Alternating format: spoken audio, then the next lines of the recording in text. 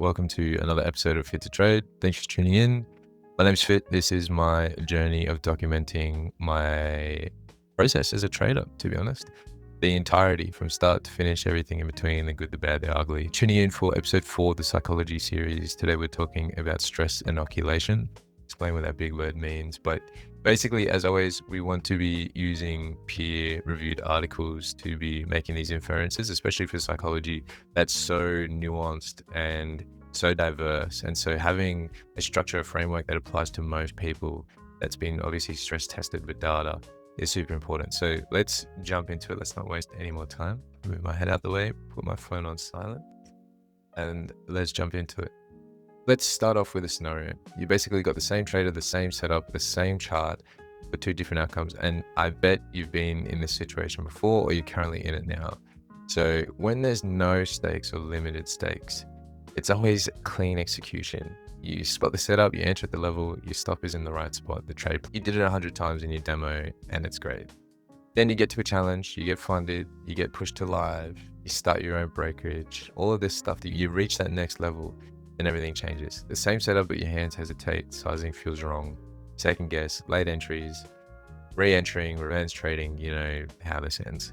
So the part of the brain that's the most active is actually your prefrontal cortex. And we've discussed this before. So when it's online, when it's active, when it's not overly stressed, your decision quality is usually at its peak.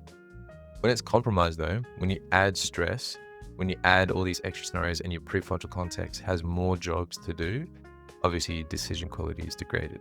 So let's actually see what inoculation means. So the process of inoculation is exposing yourself to a controlled environment, adaptive coping to that, and then you build some type of immunity. So the easiest example of this is vaccines.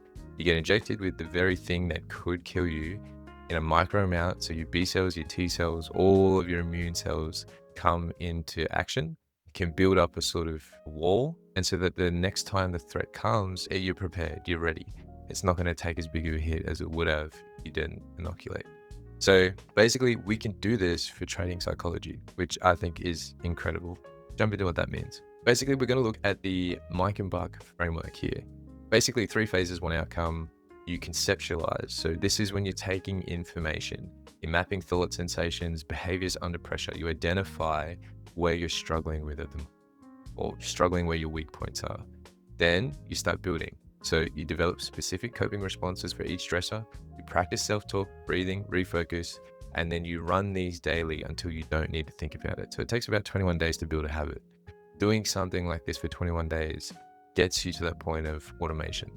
Then lastly, you apply it. So you simulate the challenge with real consequences, you activate your coping skills under genuine threat, and you build mastery experience before going live. So all of these are basically applied a lot in sort of military police force work. So Meichenbaum, and you'll see a few of the other studies later, they basically apply these for people in high stress environments. And the good thing about being a financial trader is that it's actually a high profile sport, if you will, with high stress is what I was meaning to say. So applying similar, you're literally in a warfield, essentially out solo by yourself, but applying this to people in those professions of police force, army, security, they're finding that exposing people slowly over time to a threat deactivates that system of panic and stress. And they also found that you actually need to increase the amount of stress that you're applying. So eventually it gets to a point of diminishing returns. You're doing the same work, but you're not getting output back. You're still at that same level. So if a higher threat than what you're training comes, you can't handle it. You've got to keep on continuing to step that bar up as well. So here's how your brain actually adapts to repeated stress over time. The first exposure is amygdala, so the emotional parts of your brain. That's typically why when you get stopped out, it hurts the most as soon as it happens. You could be preparing in Zen mode, chill, then you get stopped out, boom, amygdala is activated. Your cortisol spikes, your prefrontal cortex is now shifting to deal with your amygdala and all parts of your brain. It can't just do one job. So you're pulling resources from that too. Then over time, the brain encodes that this stimulus is familiar and survivable. The reason you go in panic is because you think you're going to die. Essentially, it's threatening something about you and you need to alleviate that. But after a while, your brain goes, oh, we don't actually need to worry about that. Oh, we've seen this before, we can handle it. And that's like with the vaccines, the T cells, the B cells, that can identify what that pathogen is and handle it. And then last, after 10 times you habituated, body knows I don't need to think about this. I can save that prefrontal cortex energy to something else that's more challenging. So that's essentially how your brain adapts to the repeated stress. Is a big, what's the word? I guess when you go against the grain. But yeah, I hate demo trading. I hate evals. I hate the whole concept of it because it doesn't prepare you for what's actually going on. There's no consequence. Money, yes, but if you're getting to that point where you're getting payouts, you've got a decent cash flow coming in, it doesn't hit. Like it's not preparing me. It's not making me a better trader. And I know there's a bit of emotion coming into that because obviously that's me being fully upfront that I haven't been trading my best. But let's have a look through at why the system actually says that it doesn't really help. So first of all, your threat system is dormant. Essentially, this could differentiate for people, especially financial situations and whatnot as well. So I don't want to generalize actually now thinking over it, but basically your stakes aren't as high. Your amygdala is not as responsive. Next, loss aversion. So drawdown limits create real reference points that demo can't. So if you're in a demo stage for an account. Okay, so moving now on to the preparation gap, essentially why demo trading specifically isn't as helpful as what you might believe it to be. So first of all, there's minimized threat system because there's no money on the line. It's really just time, which I mean is the most valuable commodity, but yeah, it's just not activated. So no amygdala response. You're not really simulating what it's like to be in that environment. Loss aversion, again, just touched on minimal. Ego depletion doesn't really impact you. Oh, it was just a demo. It's not real. It doesn't matter. So you're just in the wrong mindset for what your mind is going to be like when you're in a combine or a funded account or a live account. And then obviously the skill transfer. So because you're not practicing and working on developing and growing that stress response too, it's actually setting yourself way back. And if you're demoing for a period of time without being intentional, I think going back to demo trading and being intentional on treating it like it's a live account has a lot of merit, but it's just hard to simulate the stress response. Basically, the framework that was discovered was CIT. And this was discovered by Saunders, Driscoll, Johnston, and Salas. So the stress-inoculation training, so looking again at military, medical, and high-performance occupational settings, Saunders, Driscoll, Johnston, and Salas basically employed the stress-inoculation training to these workers. And what they found was that anxiety was significantly reduced. This bit's really important. The effect held even when stakes remained genuinely high. So even being in prolonged periods of time, your anxiety is going to be at a lower level. So you're not compounding and adding on to what your brain has to process.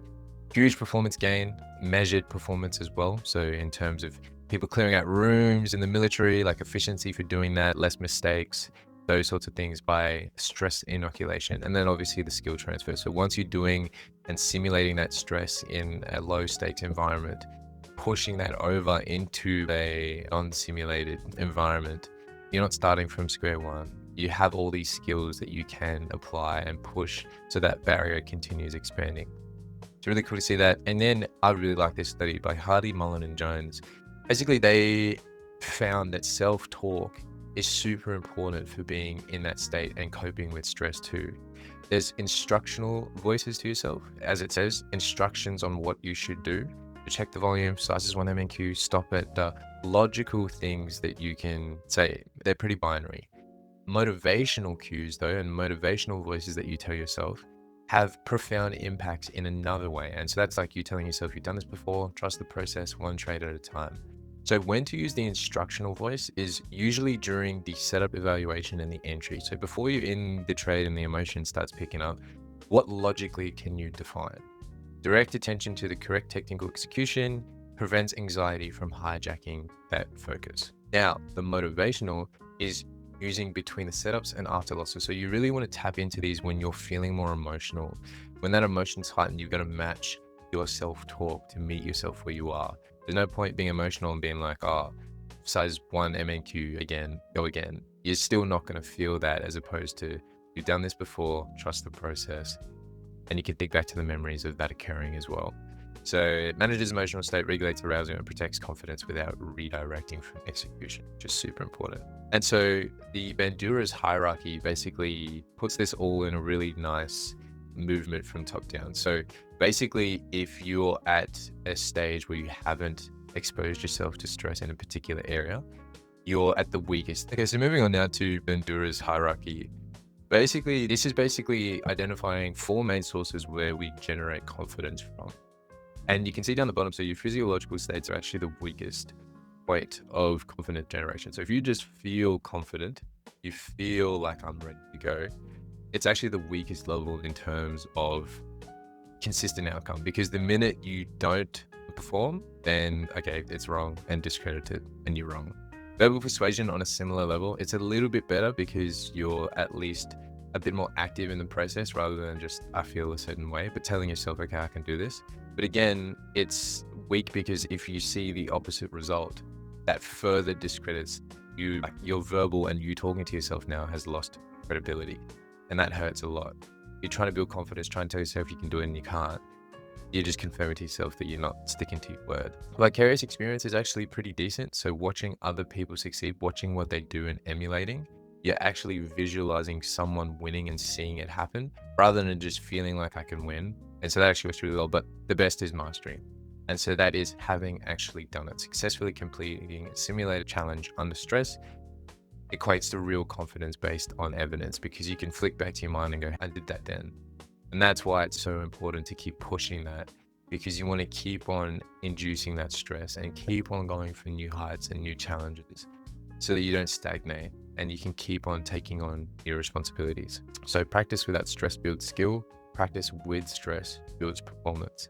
And the funded challenges, live challenges demand performance, not just skill. So if you don't perform, you losing your accounts, as has been seen on my previous videos. So this is the 4-week pre-challenge protocol. And so this is a bit of a framework and a mapping overview as to when you should be ready if you're just starting out with prop firms.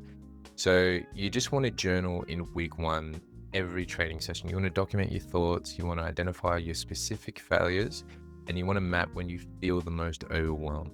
So honestly speaking, I would encourage you to buy straight away a combine rather than doing any practice accounts. If you're new, brand spanking new, you've never seen a chart, you've never put on a trade, go to demo. Don't let anyone tell you otherwise. But if you have an idea of what you're doing and you're just inconsistent in combines, keep on the combines. Journal every single trade, journal your thoughts.